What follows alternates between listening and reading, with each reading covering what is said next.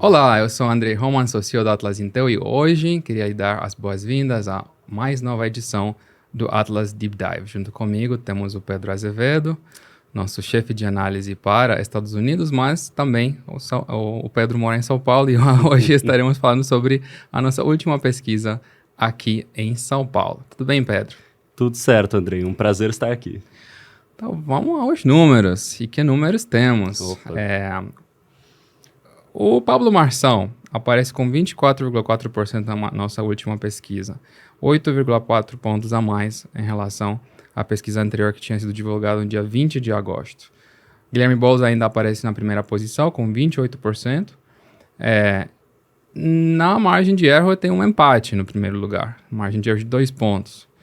Em terceiro temos o Ricardo Nunes, uma leve queda dentro da margem de erro, uma oscilação para baixo, de 22% para 20,1%. E é bastante claro que temos um cenário muito embolado em termos da primeira posição nessa pesquisa. Temos dois candidatos que estão numa trajetória de queda, o Boulos e o Nunes. Não é uma queda radical, mas é claro que tem uma tendência de queda no caso dos ambos.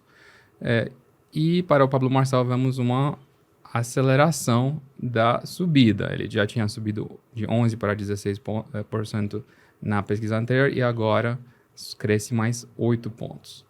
Tabata Amaral aparece como 10,7%, oscilando para baixo em relação à pesquisa anterior. Datena com 7,2% também oscilando para baixo. Outros candidatos, votos brancos e nulos e indecisos, são em torno de 10%. Faz sentido esse cenário para sua cabeça, Pedro? O que está acontecendo em São Paulo? Você que mora aqui, você que conhece melhor os candidatos, que é a sua percepção sobre esses números? Bom, Andrei, por aqui só se fala em Pablo Marçal. É um negócio impressionante. O quanto esse candidato que, justamente, a gente está agora, se você for olhar um mês atrás, estava ali em 11% das intenções de voto. Era um cara até semi-desconhecido pela bolha aqui da elite paulistana, vamos dizer, né? Certamente um cara que já tinha um mega grupo de seguidores nas redes sociais, mas que era meio desprezado na galera que tava de olho na eleição, com tipo, é mais um desses, é um coach, é um cara que ninguém entende muito como é. E Primeiro, teve essa disparada aí, que realmente por que isso aconteceu? Qual que é o seu entendimento sobre isso? Como que o Marçal... Existem discrepâncias entre as pesquisas, a gente vai tratar disso também, né? Sim. Precisamos tratar disso, mas em todas ele disparou. Em todas ele dobrou de tamanho, ou triplicou de tamanho. Como? E por quê? Tem essa questão da presença gigantesca nas redes sociais. A gente vê, assim, o número de seguidores, se você for comparar a lista de seguidores, por exemplo, do Marçal no Instagram, antes dele ter, né, as contas suspensas pela Justiça Eleitoral, comparado com a Tabata, que era a segunda com mais seguidores em redes sociais. É uma discrepância, assim, são ordens de grandeza de diferença aí, né? E você tem, então, essa presença nas redes sociais, à medida que ele ganhou notoriedade ali, né, o ponto que essa disparada dele começa é muito claro, que é aquele debate onde ele basicamente causou, né, vamos dizer. Aí na mesma semana teve o episódio dele com a carteira de trabalho, com o Boulos, que também virou um meme e tal. Então, de repente, só se falava em Pablo Marçal. Então você cria uma curiosidade em torno dele, as pessoas vão atrás dele, começam a entrar nessa bolha de rede social. Mas você também tem uma questão aqui, que é... Ele não tem esse bando de seguidores aí por nada. Ele é um cara que entende e que consegue falar com um segmento grande da população e que justamente gente como o Boulos, por exemplo... talvez não tenha o mesmo vocabulário para chegar nesse pessoal. Muito interessante você falar isso, porque assim, o Guilherme Boulos, se é alguma coisa que ele deveria projetar nessa campanha, como assim, culminação da trajetória de liderança de movimentos sociais que ele tem, né? É justamente uma proximidade com esse povo, né? Esse povo mais simples.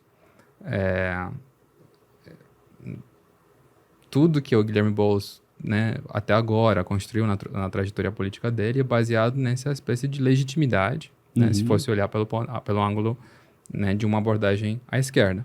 A legitimidade de ter liderado, né, movimentos sociais e então se colocar numa posição de ter uma sintonia, né, com os anseios, as preocupações, os problemas do povo mais humilde.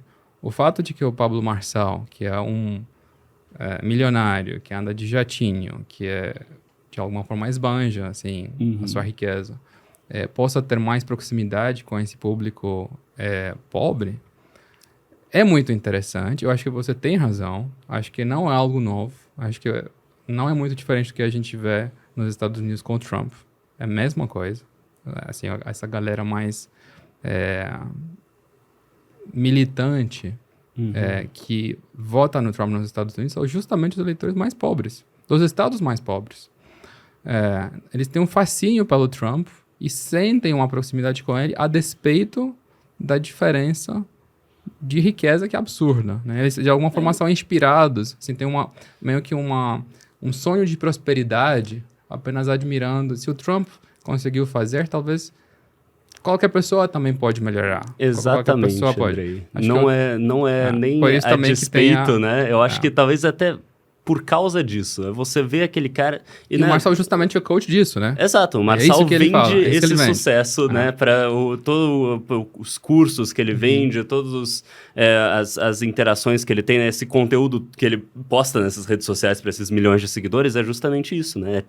É prometer para você que você consegue, talvez você não fique tão rico quanto eu, mas você consegue ganhar pelo menos, né, uma grana fazendo uns cortes aqui para mim, ou você aprende a fazer aqui que nem eu faço no meu curso. Confesso que abri pela primeira vez um livro do Pablo Marçal, acho que a semana passada, numa livraria aqui em São Paulo. Era um fonte muito grande, é um livro bastante fino, e não descobri, assim, não consegui entender o fascínio a partir do que li no livro, né? Mas uma coisa é você abrir o livro e não achar ele fascinante, outra coisa é você assistir o desempenho do Pablo Marçal no debate, onde eu diria que é esse fascinante, a habilidade que ele teve em termos de desconstruir seus adversários, né? Acho que muito da dificuldade do Boulos nesse momento é por conta do Pablo Marçal, sem dúvida.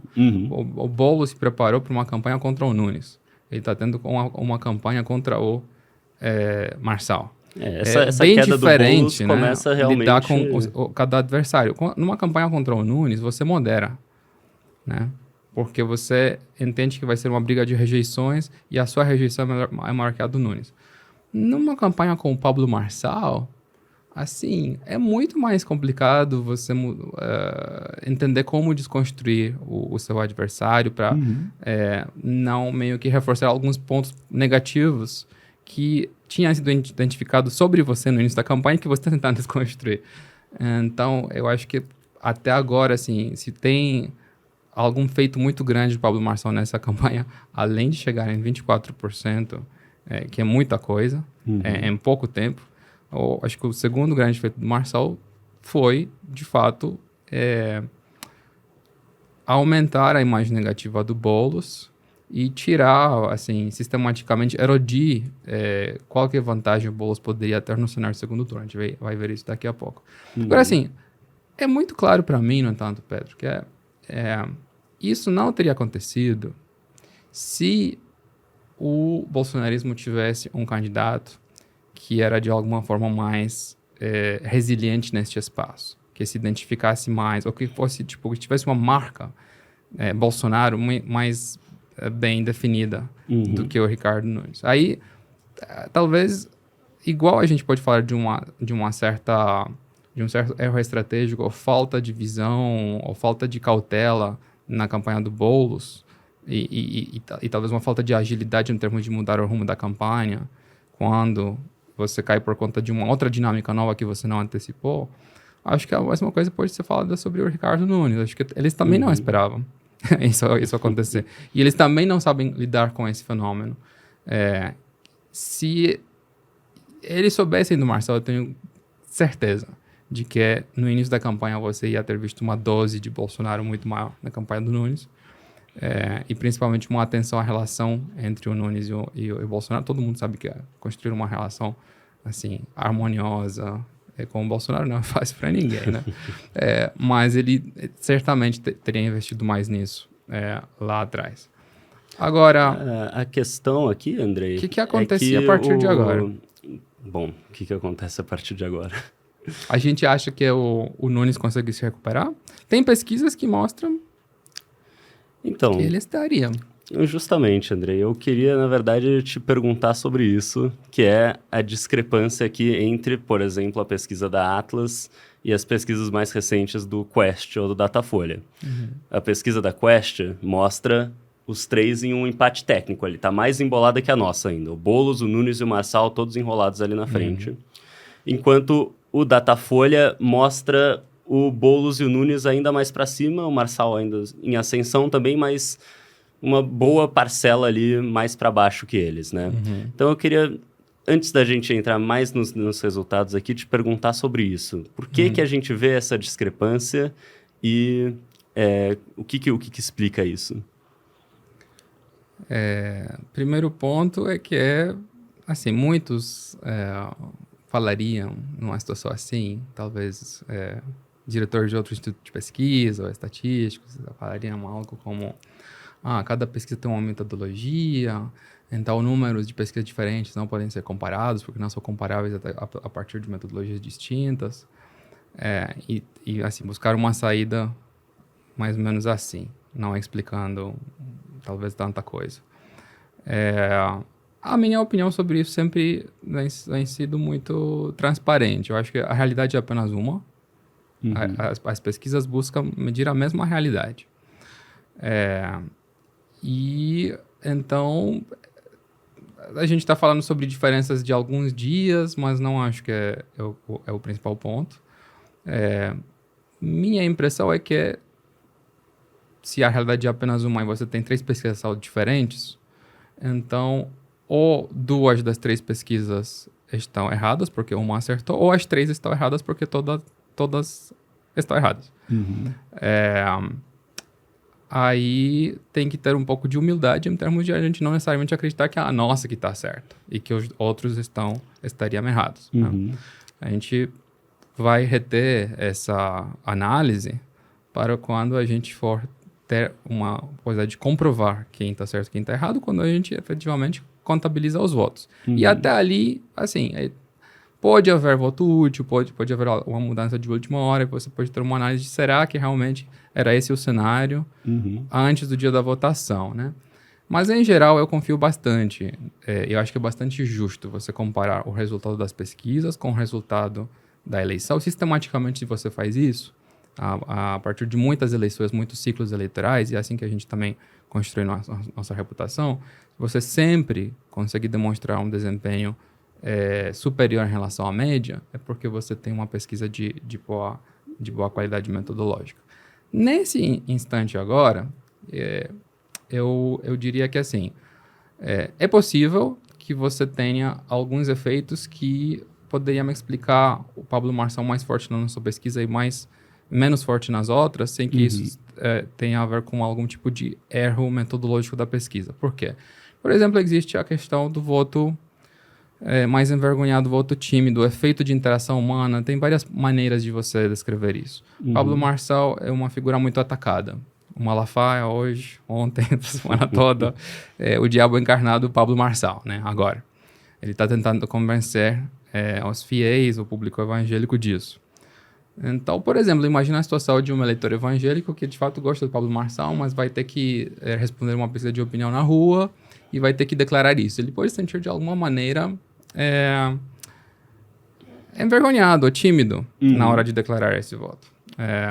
Ele pode até estar ainda cogitando, poxa, eu venho ouvindo todas essas coisas sobre o Pablo Marçal, mas eu gosto do cara, mas eles estão me dizendo que eu deveria estar votando no Nunes, então ele vai estar numa espécie de pêndulo entre os dois. Nessa espécie de pêndulo, se você vai responder a pergunta.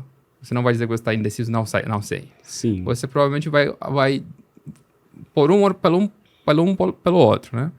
É possível que, no contexto de uma entrevista presencial... Se eu tô aqui olhando no seu olho, te pergunto em quem você vai votar, você vai ter... Eu sou uma pessoa decente, sabe? Você vai ter vergonha de dizer na minha cara. Eu olho para você e eu não quero te afrontar, né? Então, talvez, nesse contexto, a pessoa declararia um voto no Nunes. E num ambiente completamente anônimo, né? Onde a pessoa está aí, talvez também numa espécie de calor do momento, olhando para o cenário eleitoral, vai dizer, eu vou com o Marçal, é um custo menor, assim, fazer a opção explícita pelo Marçal. Sim. E pode ser até que, por conta disso, a realidade pode até estar, e nessa ideia de que as duas coisas poderiam estar erradas, pode ser que a realidade esteja em algum lugar no meio dessas duas possibilidades. Que existe esse pêndulo, que o pêndulo, se você está na pesquisa presencial, bate mais pro Nunes, que o pêndulo, se você está na pesquisa digital, bate mais pro Marçal, mas que quando você vai chegar na caminho de votação mesmo, e você vai pensar, e agora? Onde que eu... Aí pode ser que pode se dividir mais ou menos no meio entre esses eleitores que estariam nesse pêndulo entre o Marçal e o Nunes. Então, essa seria uma resposta para dizer que existe uma discrepância, que a gente sempre faz um melhor trabalho, que a gente assim, tem essa humildade em termos de não chegarmos numa conclusão precoce sobre quem está certo e quem está errado, né? Uma eleição volátil, é um contexto difícil de medir, justamente porque tem tanto ataque, porque tem rede social. Agora, assim, eu também acho que nossos números, de alguma maneira, fazem, sim, mais sentido. A intuição, não é afirmação, tipo, científica, é especulativa. Por quê? Porque eu não vejo... assim, o que o número da Datafolha revela, ou indica? Que o Ricardo Nunes estaria no seu melhor momento. Está liderando com folga a pesquisa. 27%. Muito na frente do Boulos, muito na frente do Marçal, quase isolado lá na frente. Então, qual que é a história que esse gráfico da Datafolha fala? Que o Nunes estaria no melhor momento dele nesse ciclo eleitoral. Faz sentido pensar que o Nunes está no seu melhor momento, quando todo mundo está falando sobre o Pablo Marçal, e a chance do Pablo Marçal pela frente, como o Pablo Marçal está roubando o eleitorado do bolsonarista. Então, assim, eu não enxergo... A grande disputa agora sendo, né, entre o... Né, eu tenho até ouvido falar pouco do Boulos, né? Se fala da disputa do Nunes com o Marçal, né? Tipo... Então, para mim, não parece verídico essa ideia de que o Nunes estaria no seu melhor momento. Ele pode ser resiliente, ou isso que a nossa pesquisa mostra. Ele está resiliente aí com o mês por cento. Mas você dizer que ele está no ápice da sua trajetória, quando o Marçal, né, tá aí com desempenho bastante sólido, bastante impressionante no público mais conservador, eu acho difícil, né? Então, por esse ângulo, assim, a minha impressão é que faz mais sentido, assim, em termos de olhar, bom senso, de abordagem mais qualitativa, na minha cabeça, as tendências que são apontadas pela Atlas, que é uma erosão suave do Boulos, uma erosão bastante suave do Nunes, uma subida bastante acelerada do Marçal. Isso me parece fazer, de alguma maneira, mais sentido olhando as dinâmicas, as redes sociais, a análise dos comentaristas, o próprio clima das campanhas, né? Que a gente inevitavelmente sabe desse clima das campanhas também. Então, pensando nisso, eu acho um pouco mais menos preocupado e mais tranquilo com os números que a gente tem aqui, na medida que alguém pode ser tranquilo. No meu caso, porque eu quero acertar a eleição, e no seu, porque isso te implica mais, porque você até vai votar, né? E você tem uma opinião sobre esses candidatos, por mais que você nem pode declará-la, né? No contexto desse programa. Vamos pro vamos para o cenário de segundo turno, falar um pouco sobre isso. O que a gente vê aqui, muito engraçado, né? A candidata com um melhor desempenho, né, num cenário de segundo turno, é a Tabata Amaral no cenário contra o Pablo Marçal. Ela tem 49,8. É o melhor desempenho de qualquer um dos candidatos no cenário de segundo turno. O que a gente tem a falar sobre isso? A Tabata é uma candidata com rejeição baixa, Baixa comparada... e em queda também. Eu diria Na medida em que que ela bate no Marçal, acho que é aquela resistência que o público de esquerda tinha à Tabata, está cada vez se diluindo mais, né? E tem até uma questão mais de imagem aí, que pode até ser o pessoal de esquerda também, mas até o pessoal mais indeciso aqui, o pessoal mais pro centro, né? Claro que quem gosta do Marçal não gosta da Tabata batendo nele, mas o resto do público aqui, né? Que é essa imagem de que a Tabata, tipo, ela é uma menininha ainda, né? Ela é uma mulher jovem ali, ela fala, ela tem uma voz fininha, você fica tipo, pô, será que ela tá, será que ela é a pessoa em quem eu vou votar, em quem eu vou confiar para ser prefeita da cidade e tal? E à medida que ela, né, assume esse tom, acho, mais duro, sobe o tom, assim, um pouco, você começa a talvez ter uma visão diferente da Tabata. Eu Ela acho que se meteu numa pancadaria forte contra o Marçal e eu diria que até agora os melhores momentos da campanha dela, de alguma forma, foram relacionados a isso. Então, exatamente. Tanto nos debates quanto na propaganda, na propaganda na TV que ela vem fazendo. Né? E eu acho que melhora muito a imagem dela nesse sentido, assim, de você antes ter essa desconfiança, de você achar ela meio tipo, ela é uma menininha aí, ela é jovenzinha e tal, não sei, não acho ela muito firme, assim, agora ela tá mostrando que ela tem essa firmeza, né? E eu diria que isso explica bem aí esses resultados fortes dela no segundo turno. Ao mesmo tempo que a rejeição baixa é boa pro segundo turno, mas não necessariamente te ajuda no primeiro, né? Porque se a gente for olhar de novo os resultados do primeiro turno lá, ela continua meio na mesma faixa desde o começo da campanha. Lembra muito esse desempenho da Tabata, basicamente ganhando de qualquer um com a Marina Silva, né? E sempre a gente olhava isso. Excelente no segundo turno, cada vez mais distante dele, né? Exato. E você vê, por exemplo, o Nunes. O Nunes contra o Pablo Marçal ou contra o Boulos, o Nunes tem um desempenho muito bom, um desempenho muito forte, né? Realmente, 19 pontos na frente do Pablo Marçal, 7 pontos na frente do Boulos, nos dois quase batendo ali nos 50%, né? Porque você tem aí, agora principalmente, que você surge o Pablo Marçal como a ameaça radical à direita, o Nunes começa a parecer um cara mais moderado, né? Então você tem muito essa dinâmica de, você tem a direita é o Pablo Marçal, a esquerda é o Boulos, então, o Nunes começa a parecer ótimo aí pro segundo turno. A Tabata Amaral tem o mesmo negócio, só que ela tem menos rejeição que o Nunes. O Nunes é um voto estratégico, aí você fala, pô, eu não quero que o Marçal ganhe a eleição, então eu vou votar no Nunes no segundo turno.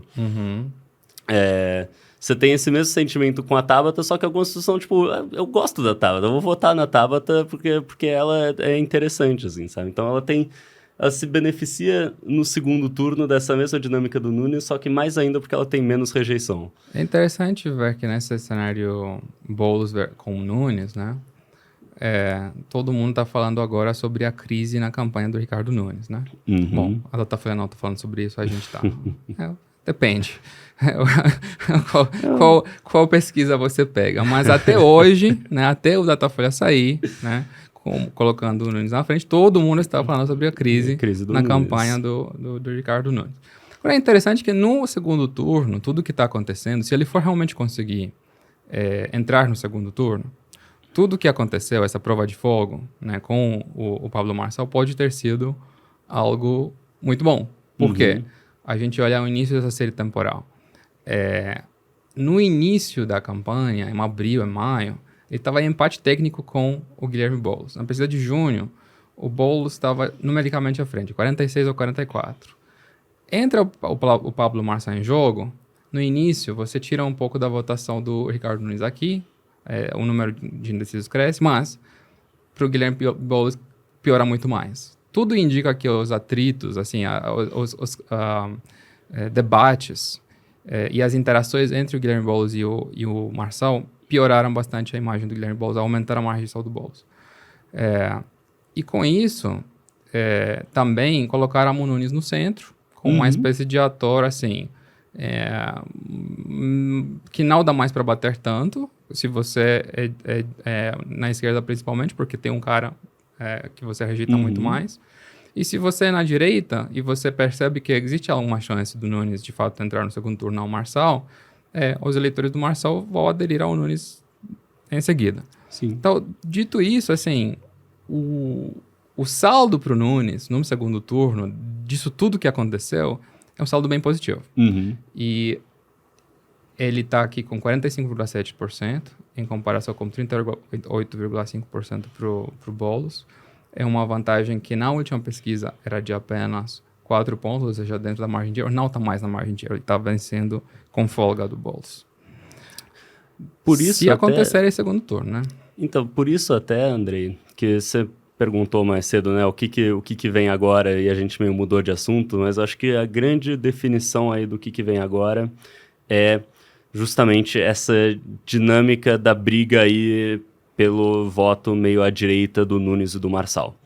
Que é, nem se o Nunes voltar a ficar na frente do Marçal, mas se o Nunes continuar, tipo, perto deles ali, continuar em terceiro, mas ali meio na e faixa tudo indica ali, que vai estar lá, né? Sim. Vai estar lá próximo. Se ele conseguir se manter aí, eu acredito que é muito provável que ele vá para o segundo turno. Porque aí, no dia antes da eleição, sai a pesquisa Atlas, todo mundo vai olhar a pesquisa Atlas no último dia da eleição e tá lá, enfim, vamos chutar, o Boulos X%, Marçal e o Boulos empatados e o Nunes, tipo, 3 pontos atrás. Da Tabata, da Atena, da Maria. Todo mundo fala, pô, eu não quero viver numa cidade que o segundo turno vai ser Boulos e Marçal, né? De repente o Nunes parece, assim, incrível e aí ele consegue... Então, eu acho que a dinâmica... Depende um pouco de qual que eu também... o tamanho desse grupo, né? E depende um pouco de a gente, assim, entender que será que é um grupo tão grande assim, relevante? Então, justamente... justamente por isso que eu digo, se o Nunes se mantiver perto ali do Marçal, e tem certo? também uma outra possibilidade, né? Pra, tipo, o Nunes tá uns 6 pontos atrás do Marçal, aí já era. Mas então a dinâmica para se observar aqui vai ser essa diferença do Marçal pro Nunes. Até porque o Boulos, só para fechar aqui, o Boulos a gente tá vendo uma trajetória de queda, a rejeição a ele tá aumentando, mas ele é o candidato do Lula. Ele é o candidato da esquerda e ele tem uma base ali, tipo, eu diria com bastante certeza agora que o Boulos vai estar no segundo turno, mesmo que ele continue caindo. E eu diria que é provável que ele perca pro Marçal ou pro Nunes. Num ponto excelente, que é assim, dependendo do que vai acontecer com a trajetória do Nunes pela frente, essa campanha pode ter 2 rumos completamente distintos.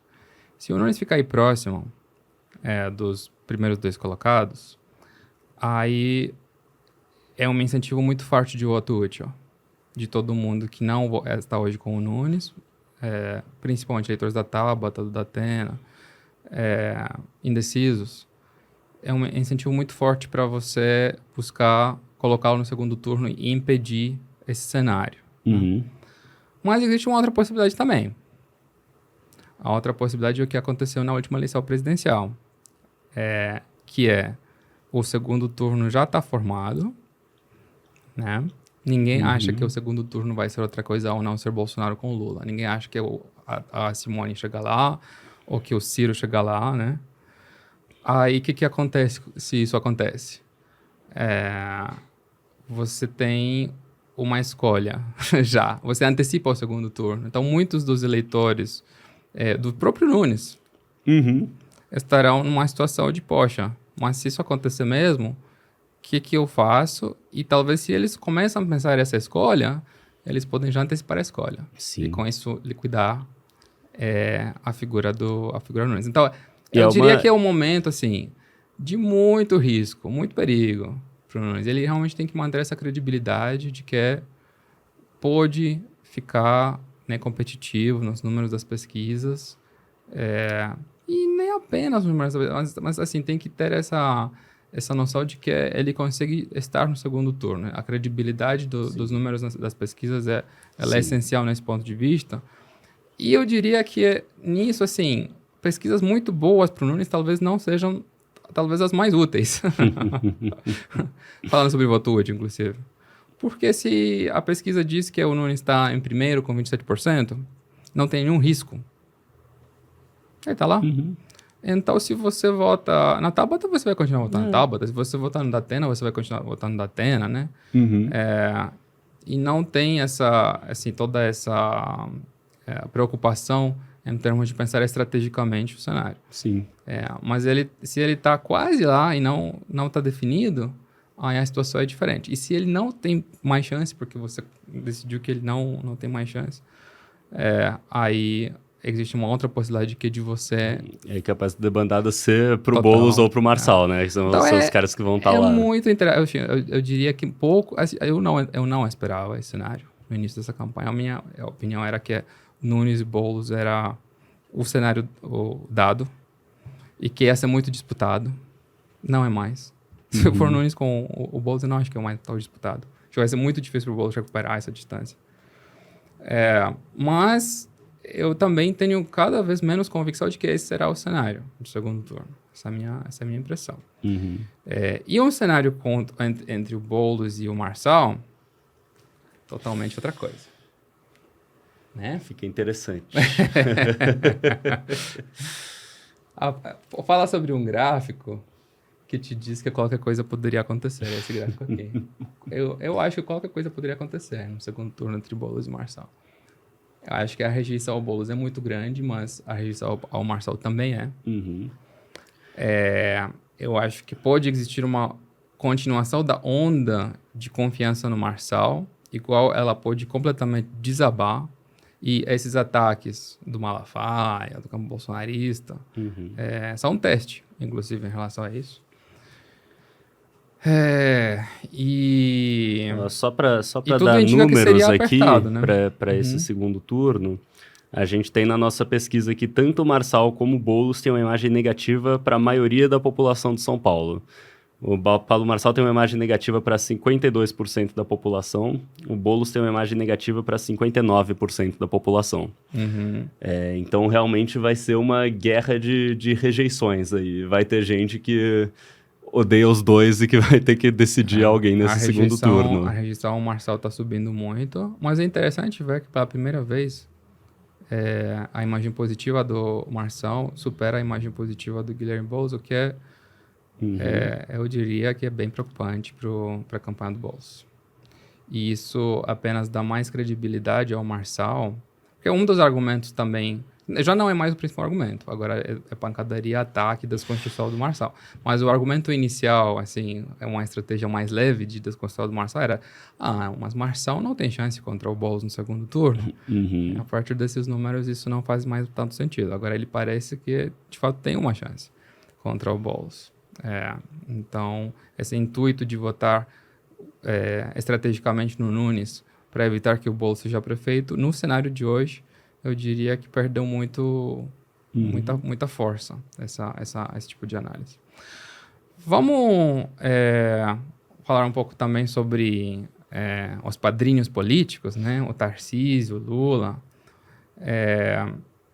A gente observa que Lula ganhou do Bolsonaro na cidade de São Paulo, mas o Tarcísio tem uma imagem melhor do que o Lula hoje. E o Tarcísio está na campanha do Nunes, de maneira bastante contundente. E talvez será essa a tábua de salvação do Nunes? O que você acha? O Nunes tem... Tanto o Nunes como o Tarcísio, inclusive. Tem que navegar um trecho muito estreito aqui na questão estratégica, que é conseguir apelar, principalmente o Nunes, né? Mas, enfim, o Tarcísio, enquanto cabo eleitoral dele, meio colocado entre ele e o Bolsonaro, né? Tem que se colocar de um jeito que consiga ainda puxar esse eleitorado bolsonarista, né? E esse eleitorado mais extremo, o eleitorado mais à direita, tá sangrando horrores pro Marçal, que é o perigo agora.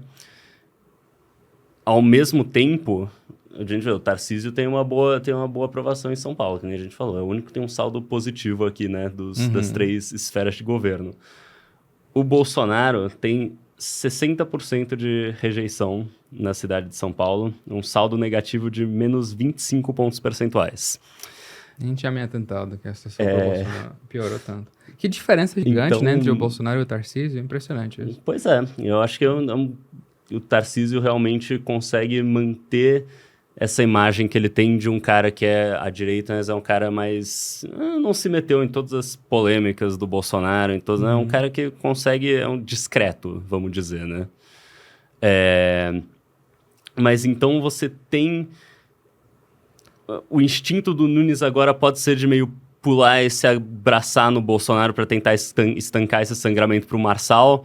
Só que aí, se você pular e se abraçar no Bolsonaro, você se abre para esse flanco aí de gente que tem essa rejeição ao Bolsonaro e pode aumentar a rejeição ao Nunes do outro lado, né? Da gente que agora tá vendo ele como um cara moderado agora, que não é nem o Boulos, nem o Marçal. Se ele correr para tentar pegar esse eleitorado de direita... Eu acho que o principal problema do Nunes, nesse caso, nem seria isso, na minha opinião. Porque ele sempre vai, de alguma maneira, ser mais moderado que o Marçal, que o Boulos, independente disso. Acho que o problema é mais no sentido de ele ser percebido como um ator oportunista. Isso eu acho que é um problema. Isso eu acho que é um problema sério. Porque o principal atributo que as pessoas se empolgam pelo Marçal é justamente que ele é tão diferente, né? Que ele passa essa impressão de autenticidade.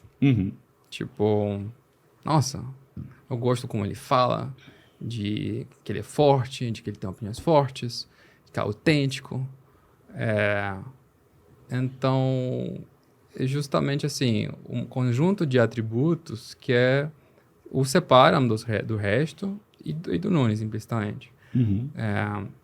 O Nunes, ao abraçar Bolsonaro de forma muito assim, calorosa, entusiasta, agora, nesse instante, nessa altura da campanha, não sei qual crivo vai ser essa mudança de posicionamento. E um risco disso é que ele não consiga convencer os eleitores do Marçal, porque ele é mais bolsonarista que o Marçal, qual foi o ângulo aí de análise, e que alguns dos próprios eleitores do Nunes, ao perceber essa mudança, né, em vez de legitimá-la, ele precisa agir estrategicamente, né, para melhorar as chances, eles podem se desencantar, porque com eles certeza. Basicamente, acho que o que a gente pode dizer aqui é que o Marçal colocou todo mundo nessa eleição numa sinuca de bico gigantesca, que aumentou a rejeição do Boulos, inclusive as pesquisas, que ninguém mais sabe dizer onde que ele tá. Mas aumentou a rejeição pro Boulos. Ele tá onde a gente fala que ele tá. Mas é verdade, a gente não sabe onde ele vai estar amanhã. Isso a gente não sabe. Esse é o suspense. Mas então ele colocou o Nunes nessa situação difícil e ele colocou o Bolsonaro numa situação dificílima também. Porque o Bolsonaro, né, o Nunes é o jeito do Bolsonaro provar... Isso é algo que ainda não consigo entender muito bem. Então, o Tarcísio nunca deu nenhum tipo de vacilo, vamos dizer.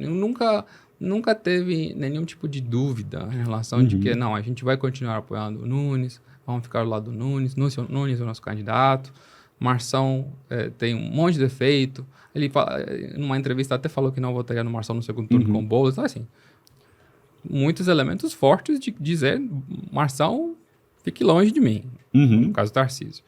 O Bolsonaro foi o oposto disso depois de um certo ponto. Assim, ele tentou fazer uma oposição, depois viu que a tarefa de fazer essa oposição era um pouco mais difícil do que ele esperava. Não foi aquele efeito de manada que geralmente você vê, que é, né, o líder e o grupo ao redor dele falar uma coisa e todo mundo segue. Não aconteceu dessa vez. E A minha impressão é que foi tão inédita essa situação de lidar com uma rebeldia na base que ele ficou realmente assustado. E aí ele recuou. Só que esse recuo realmente deixou tudo, assim, completamente embolado, né? Meio que dividiu o bolsonarismo, legitimou o Marçal como um ator dentro do espaço. E agora, assim, a legitimidade do Marçal hoje, depois desse ida e volta, recuo, mas não é bem assim, do Bolsonaro, fortaleceu muito a legitimidade do Marçal no espaço conservador, me parece.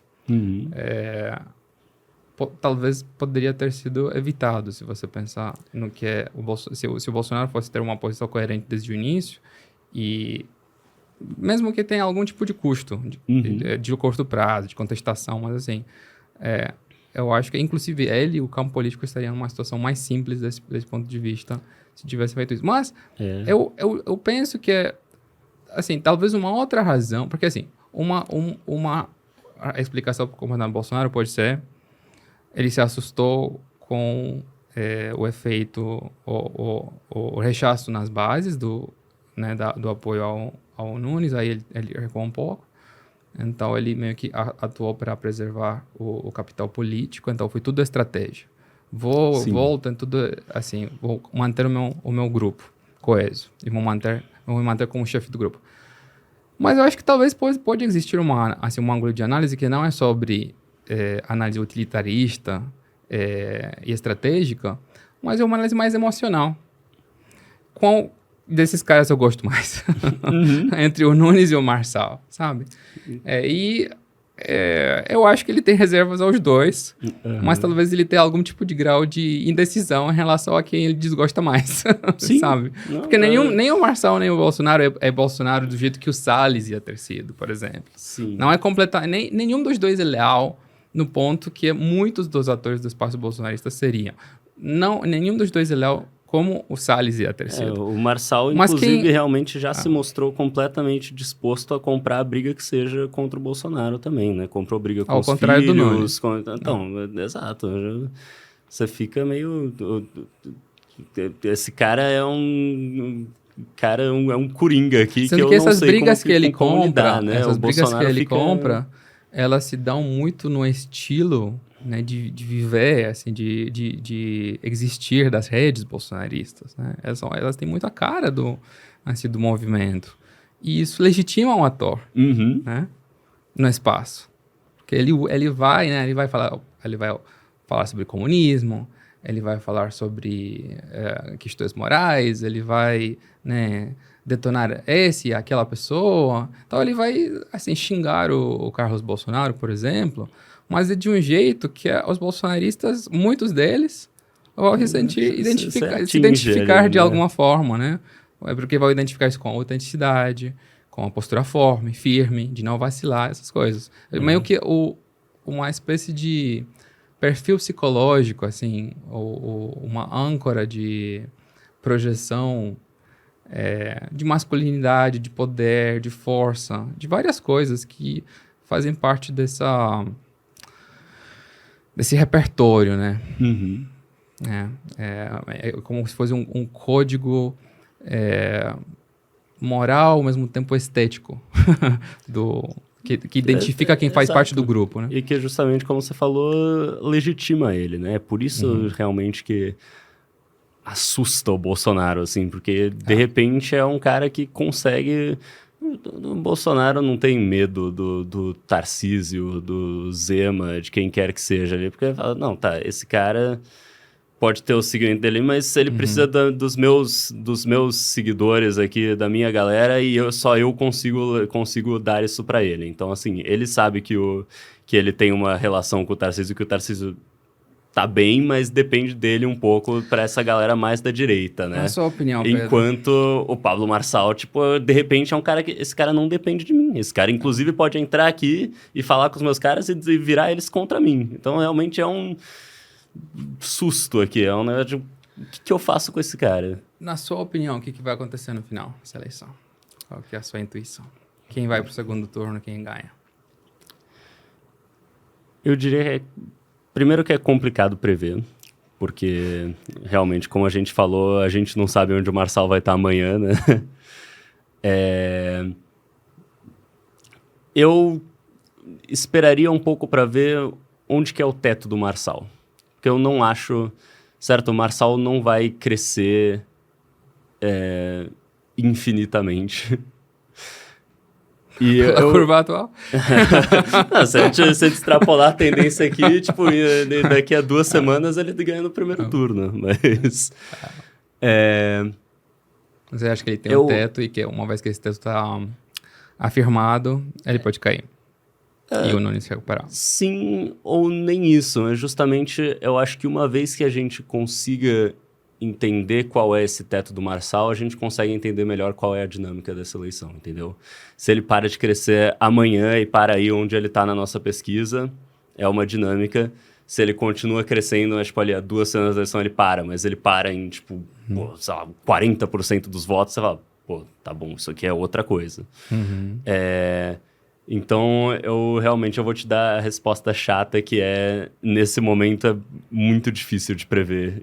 Eu concordo. E eu diria até, tem um a mais aí, que falta agora 1 mês para a eleição, nem isso. Então, assim, talvez isso não se torne claro pra gente até a eleição. Talvez a gente chegue lá com isso em aberto ainda. Nada nos garante que realmente que a gente vai ver o Marçal bater no teto dele aí. A gente tem pouco tempo para avaliar como essa tendência vai evoluir, né?